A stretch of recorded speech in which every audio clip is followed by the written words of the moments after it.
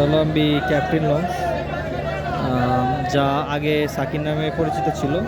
তো captain launch হচ্ছে আজকে দেউলাঘাট থেকে ঢাকার উদ্দেশ্যে যাচ্ছে।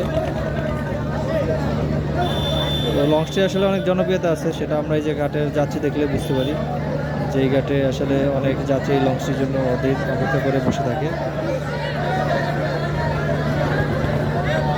তো গোদলি আলোতে আসলে এরকম লঞ্চ দেখতে পাওয়া খুবই মজার আনন্দের ব্যাপার যারা আমরা লঞ্চ প্রেমিক রয়েছি।